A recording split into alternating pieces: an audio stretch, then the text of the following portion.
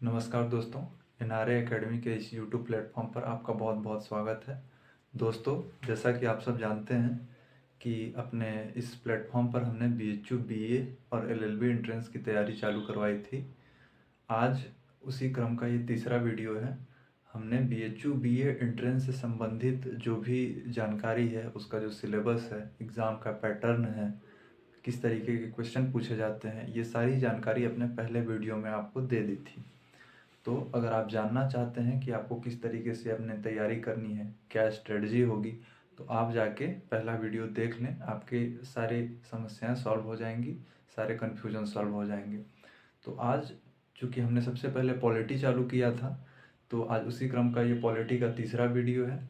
अपने पहले वीडियो में हमने देखा था कि 1773 का रेगुलेटिंग एक्ट और आपके 1781 का एक्ट।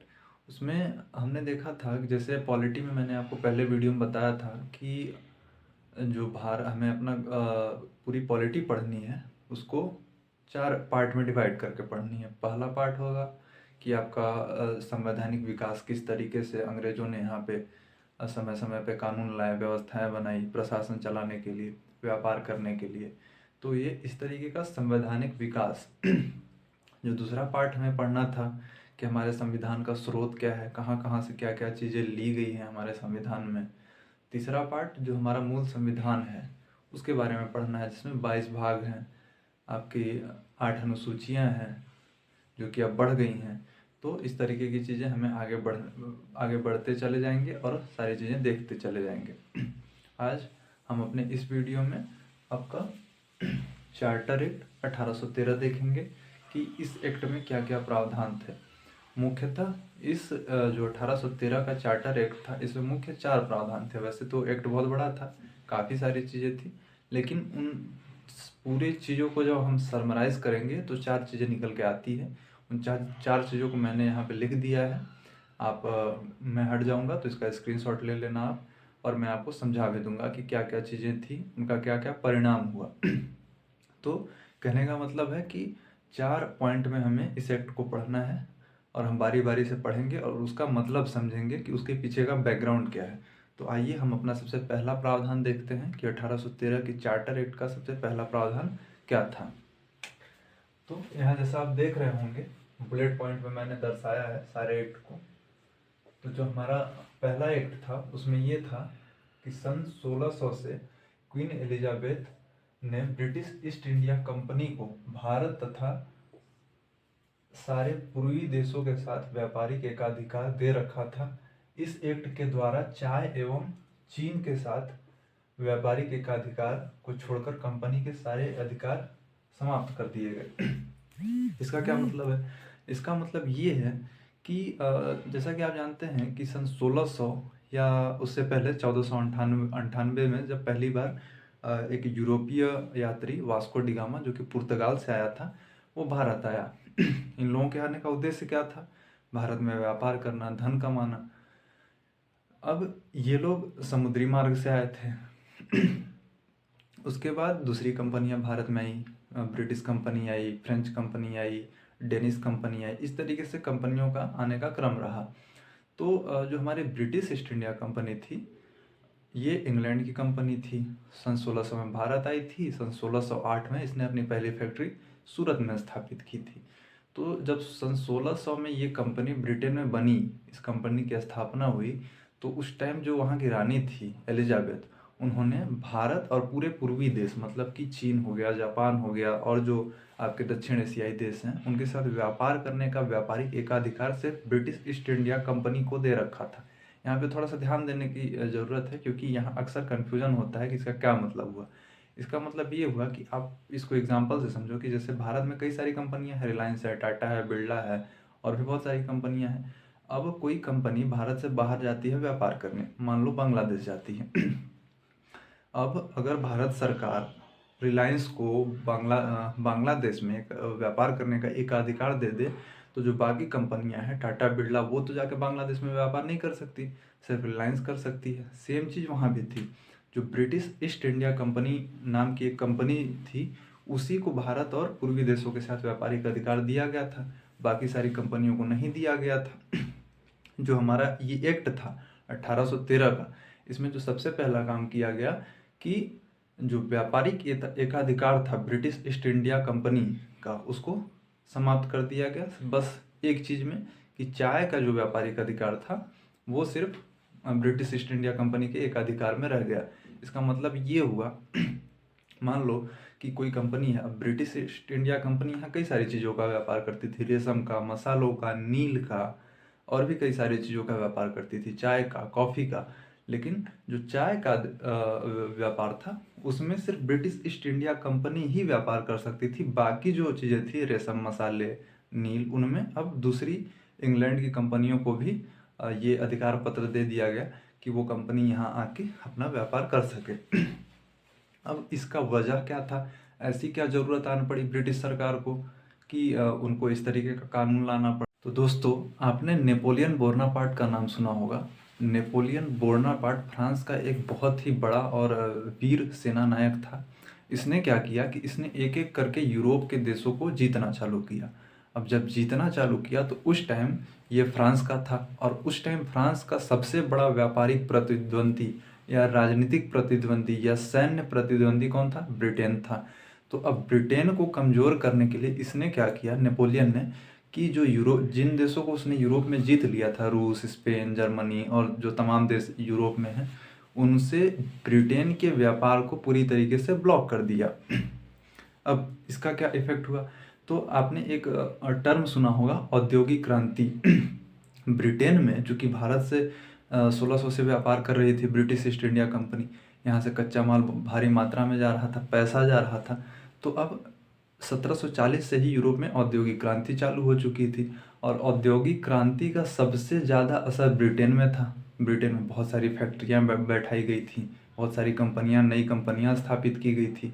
इससे क्या हुआ कि वहाँ पे बहुत बड़ी मात्रा पे प्रोडक्शन होने लगा कई सारी चीज़ों का, कपड़ों का, मसालों का। यहाँ से कच्चा माल ये लोग ले जाते थे, अपने यहाँ से बना बनाया माल भारत में और यूरोप के दूसरे हिस्सों में, अमेरिका में, लैटिन अमेरिका में, इन सारी जगहों पर ये लोग बेचते थे। लेकिन इन लोगों का जो सबसे बड़ा मार्केट था वो था यूरोप, और यूरोप में भी रूस और स्पेन। जो नेपोलियन था उसने क्या किया कि यूरोप से पूरी तरीके से ब्रिटेन के व्यापार को ब्लॉक कर दिया।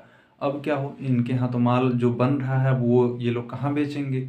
और चूंकि रानी एलिजाबेथ ने आपके भारत और पूर्वी देशों के साथ व्यापारिक एकाधिकार सिर्फ ब्रिटिश ईस्ट इंडिया कंपनी को दे रखा है, तो अब जो ब्रिटेन में जो दूसरी कंपनियां या दूसरी फैक्ट्रियां बैठी हैं, वो जो प्रोडक्शन कर रही हैं, वो उनको कहाँ बेचेंगी? उनको लॉस होने लगा, बहुत बड़ा लॉस होने लगा। तो वो जो सारे जिन लोगों ने नई कंपनी स्थापित की थी अपने ब्रिटेन में, वो लोग ब्रिटिश सरकार के पास गए। उन्होंने ब्रिटिश सरकार से दरख्वास्त की कि आप भारत और पूर्वी देशों के साथ जो ब्रिटिश ईस्ट इंडिया कंपनी नामक जो कंपनी है, उसका जो व्यापारिक एकाधिकार है उसको ख़त्म करिए, और हम लोगों को भी भारतीय मार्केट में एक्सेस करने का अधिकार दीजिए। ब्रिटिश सरकार ने इस बात को मान लिया, और उसी टाइम से आपके ब्रिटिश ईस्ट इंडिया कंपनी का व्यापारिक एकाधिकार भारत में और पूर्वी देशों के साथ ख़त्म कर दिया गया, सिवाय चाय और चीन के साथ। चीन के साथ भी व्यापार, कि चीन के साथ जो भी व्यापार, सबसे ज़्यादा तंबाकू का और नशीली चीज़ों का व्यापार होता था चीन के साथ, तो उसको बनाए रखा गया। बाकी भारत के साथ और अन्य पूर्वी एशियाई देशों के साथ जो व्यापारिक एकाधिकार था ब्रिटिश ईस्ट इंडिया कंपनी का, उसको समाप्त कर दिया गया।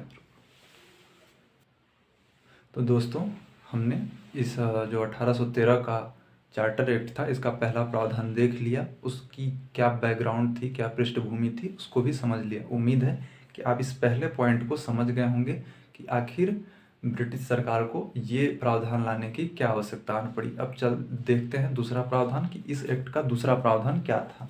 तो जो हमारा दूसरा प्रावधान था वो ये था कि पहले व्यापार से प्राप्त आय एवं कर से प्राप्त आय की गणना एक ही खाते में की जाती थी। इस एक्ट के द्वारा इन दोनों आय की गणना अलग अलग की जाने लगी। इसका क्या मतलब हुआ? इसका मतलब ये हुआ कि जैसा कि आप जानते हैं कि British east India company Bharat में व्यापार करने आई थी, जैसे कि दूसरी कंपनियां होती हैं। जैसे मान लो रिलायंस गई या टाटा गई किसी दूसरे देश में व्यापार करने, उसी तरीके से ब्रिटिश ईस्ट इंडिया कंपनी आई थी। लेकिन आप देखते हो, हिस्ट्री में आपने पढ़ा होगा कि धीरे धीरे उसने यहाँ के प्रशासन में इंटरफेयर करना चालू किया। इसकी शुरुआत आपके प्लासी की लड़ाई, बक्सर की लड़ाई से होती है। भारतीय क्षेत्रों पर अधिकार करना चालू किया। अब इस टाइम तक मतलब 1813 आते आते उसने बहुत बड़े भारतीय भूभाग पर अपना राजनीतिक अधिकार बना लिया था, और वो वहाँ की वास्तविक सत्ता में आ गई थी और प्रशासन करती थी। मतलब एक तरफ वो व्यापार भी कर रही थी, दूसरी तरफ प्रशासन का काम भी देख रही थी। मतलब कि जैसे अगर मैं कहूँ कि आज प्रशासन कौन चला रहा है, सरकार चला रही है, राजनीतिक पार्टियाँ चला रही हैं, और व्यापार कौन कर रहा है, आपके टाटा, बिरला, अंबानी, ये लोग कर रहे हैं, और जो सरकार चलाने का काम है वो अलग लोग कर रहे हैं। लेकिन उस टाइम क्या था कि जो ब्रिटिश ईस्ट इंडिया कंपनी जो व्यापार करने आई थी वही प्रशासन भी चलाने लगी। अब एक तरफ उसको व्यापार से इनकम होती थी, अपने सामान बेच के, जो वो बना के लाती थी उसको बेचती थी मार्केट में, कपड़ा चाहे मसाले चाहे नील जो भी चीज़ें हैं वो बेचती थी, उससे आय होती थी। दूसरी तरफ चूंकि वो प्रशासन में भी थी, तो प्रशासन में थी तो सरकार क्या लेती है, टैक्स लेती है। तो यहाँ जो छोटे मोटे व्यापारी थे, जमींदार थे, उनसे वो टैक्स भी लेती थी। तो दो तरीके से इनकम होती थी, एक जो उसका अपना पर्सनल व्यापार है, दूसरा वो एक सरकार के तौर पे जो यहाँ टैक्स ले रही है यहाँ के लोगों से, उसका उसकी इनकम है। तो इन दोनों इनकम को एक ही खाते में जोड़ दिया जाता था। मतलब कि दो तरीके से इनकम हो रही है, दो साधनों से उनको एक ही खाते में जोड़ दिया जा रहा है। लेकिन इस एक्ट के द्वारा उन दोनों को अलग अलग कर दिया गया। मतलब कि जो कंपनी व्यापार कर रही है उसकी इनकम अलग खाते में उसकी गणना की जाएगी, और कंपनी जो प्रशासन से या टैक्स से जो रेवेन्यू जनरेट कर रही है उसका अलग तरीके से उसकी सारी व्यवस्था की जाएगी। तो जो दूसरा मोस्ट इम्पॉर्टेंट इसमें बदलाव किया गया इस एक्ट के द्वारा वो यही था कि व्यापारिक आय और प्रशासन से यानी कर से होने वाली आय को अलग अलग कर दिया गया। अब आइए देखते हैं कि तीसरा पॉइंट क्या था इस एक्ट का। जो हमारा तीसरा पॉइंट था वो ये था कि इस एक्ट के तहत ये प्रावधान किया गया कि अब से ब्रिटिश ईस्ट इंडिया कंपनी भारतीय नागरिकों की शिक्षा पर 1 लाख रुपए प्रतिवर्ष खर्च करेगी। अभी तक क्या था कि कंपनी यहाँ से आती थी, कंपनी व्यापार करती थी, मुनाफा कमाती थी और चुपचाप निकल ले, मतलब उसका उद्देश्य यही था कि व्यापार करना है, मुनाफा कमाना है। लेकिन अब क्या था कि चूंकि वो प्रशासन में थी, शासन भी कर रही थी भारतीय क्षेत्रों पे, तो सरकार का एक दायित्व भी हो जाता है कि अपने लोगों के लिए काम करें, शिक्षा पे, स्वास्थ्य पे, बुनियादी जो ढांचा है उस पर। इस एक्ट के द्वारा पहली बार ये प्रावधान किया गया कि जो भारतीय हैं उनकी शिक्षा पे प्रतिवर्ष British east India company 1 lakh रुपए खर्च करेगी। इसी के बाद आप देखेंगे कि भारत में जो स्कूल हैं, कॉलेज हैं, जो यूरोपीय पद्धति पर उनकी स्थापना चालू हो जाती है। जो अगला इम्पोर्टेंट प्रावधान था इस एक्ट में वो ये था कि इस एक्ट के तहत ईसाई मिशनरियों को भारत में धर्म प्रचार करने की स्वतंत्रता दे दी गई। इसका यह मतलब हुआ कि अभी तक जो ईसाई मिशनरियाँ थीं वो धर्म प्रचार करने की अनुमति नहीं थी भारत में उनको, लेकिन इस एक्ट के द्वारा ये अनुमति दे दी गई। आज भी अभी कुछ साल पहले आपने देखा होगा कि बीजेपी सरकार ने कई सारे एनजीओ पर प्रतिबंध लगा दिया। उनका ये कहना था कि कई सारी ईसाई मिशनरियाँ भारत में बहला फुसलाकर खासकर आदिवासी इलाकों में गरीब लोगों को ईसाई बना रही हैं। उस टाइम भी यही हुआ, जो ईसाई मिशनरियाँ थी वो भारत आई और उन्होंने यहाँ के जो गरीब थे, जो कमज़ोर लोग थे या जो आदिवासी थे, उनको बहलाया फुसलाया, तमाम तरीके से उनको बहला फुसला के और ईसाई बनाना चालू किया। इसीलिए आप देखोगे कि जो आदिवासी इलाके हैं, झारखंड छत्तीसगढ़ वाले उधर नीचे और तेलंगाना वाले उधर आदिवासियों में आपको ईसाई धर्म बहुतायत मात्रा में मिल जाएगा। उसकी क्या वजह थी? उसकी यही वजह थी कि इसी अधिनियम के द्वारा ईसाई मिशनरियाँ भारत में आनी चालू हो गई थी। अब हम देखेंगे कि ये जो एक्ट था, ये पूरा एक्ट था जिसमें कि हमने कुल 4 प्रावधान देखे। अब इन प्रावधानों का कुछ असर भी हुआ होगा भारत के प्रशासन में, भारत की अर्थव्यवस्था पे। थोड़ा सा वो देख लेते हैं कि क्या असर था। इससे क्या होगा कि आपका पूरा का पूरा कॉन्सेप्ट क्लियर हो जाएगा कि इस एक्ट को लाने की वजह तो मैंने पहले ही बता दी थी। नेपोलियन का यूरोप में दबदबा और ब्रिटेन के साथ जो उसने ब्रिटेन के व्यापार को रोकने के लिए तमाम चीज़ें की, तो वजह वो रही। इसके परिणाम कुछ हुए भारत पे, वो देख लेते हैं। परिणाम क्या हुए कि कंपनी पर ब्रिटिश संसद का नियंत्रण बढ़ गया। चूंकि कंपनी जब यहाँ आई थी तो एक कंपनी थी, व्यापार करती थी, मुनाफा कमाती थी, ले जाती थी। अब ब्रिटिश संसद ने, आप देखोगे मैंने आपके पहले वीडियो में भी बताया था कि जो 1773 का रेगुलेटिंग एक्ट था, उसका लाने का उद्देश्य ही यही था कि जो ब्रिटिश ईस्ट इंडिया कंपनी है उसको धीरे धीरे उस पर ब्रिटिश सरकार अपना नियंत्रण बढ़ाए। तो यहाँ पे आप देखोगे कि इस एक्ट के द्वारा ब्रिटिश सरकार ने अपना नियंत्रण थोड़ा सा और बढ़ा दिया कंपनी पर। और जो दूसरा प्रभाव हुआ वो ये था कि भारत के उद्योग तेजी से नष्ट होने लगे। अब चूंकि मैंने आपको बताया कि यहाँ से कच्चा माल ब्रिटेन जाता था, ब्रिटेन से वो चीज़ें बन जाती थी। जैसे मान लो कि यहाँ से रेशम गया, रेशम का वहाँ कपड़ा बना वहाँ की फैक्ट्रिया में, और फिर वो लोग यहीं पे लाके बेच रहे थे। अब भारत में क्या था कि उतनी मशीनें नहीं थी, फैक्ट्रियाँ नहीं थी, तो यहाँ हाथ से सारा काम होता था। तो जो मशीनों से कपड़े बने और जो हाथ से कपड़े बने उनमें फ़र्क तो होगा ही। तो वहाँ के जब कपड़े आने लगे, बनी बनाई मशीन पे चीज़ें आने लगी, तो क्या हुआ कि लोगों ने, जो भारत की जनता थी, उन्होंने भारत के सामान या भारत में जो चीज़ें बनती थी उसको खरीदना बंद करके ब्रिटेन का सामान खरीदने लगा। क्यों? क्योंकि सस्ता भी पड़ रहा था और अच्छा भी था, टिकाऊ था, दिखने में भी ज़्यादा बेहतर था। तो जो भारत के व्यापार थे, जो छोटे मोटे कुटीर उद्योग थे, वो धीरे धीरे बंद होने लगे। और इस तरीके से आज आप भी देखोगे कि भारत एक कृषि प्रधान अर्थव्यवस्था बोला जाता है, जबकि ऐसा नहीं था। शुरू में आप सिंधु घाटी सभ्यता के ही टाइम से देखोगे तो भारत उद्योग प्रधान अर्थव्यवस्था रहा है। लेकिन चूंकि अंग्रेज यहाँ आए, उन्होंने इस तरीके से यहाँ के उद्योग धंधों को नष्ट कर दिया कि भारत एक उद्योग प्रधान से कृषि प्रधान देश बन गया। तो जो सबसे खराब असर इस एक्ट का यही था कि भारत के उद्योग धंधे नष्ट होने लगे। एक अगला इसी से जुड़ा हुआ है वो ये है कि धन का बहिर्गमन तेजी से होने लगा। यहाँ से कंपनी ने सस्ते दाम पर किसानों से ज़बरदस्ती कच्चा माल खरीदा, ब्रिटेन ले गई, उसको तैयार किया, लाके भारत के मार्केट में बेच दिया। सीधे सीधे क्या था कि जो ब्रिटिश ईस्ट इंडिया कंपनी, जो ब्रिटिश सरकार थी, वो ब्रिटिश ईस्ट इंडिया कंपनी को मुनाफे के लिए इस तरीके के कानून बना रही थी। उनका उद्देश्य ही यहाँ से मुनाफा कमाना था। तो तेजी से जो यहाँ का धन था भारत का, वो ब्रिटेन जाने लगा। और इस एक्ट के बाद इसमें और भी बहुत ज़्यादा तेजी आई। दोस्तों, आपने देखा कि हमारा चार्टर एक्ट 1813 क्या था, इसमें क्या प्रावधान थे, इसको लाने की वजह क्या थी और इसके क्या परिणाम हुए। अब अगर इस एक्ट में, इस वीडियो में आपको कहीं भी कोई चीज़ समझ में ना आई हो तो आप कमेंट करके पूछ सकते हैं, या फिर मैं अपना व्हाट्सअप नंबर दे रहा हूँ, आप उस पर किसी भी तरीके की समस्या हो, आपको PHU एंट्रेंस के बारे में जानकारी लेनी हो या पढ़ाई से संबंधित कोई भी समस्या हो, तो आप उस पर व्हाट्सअप करके या कॉल करके भी जानकारी ले सकते हैं। तो मेरा नंबर है 9302128548।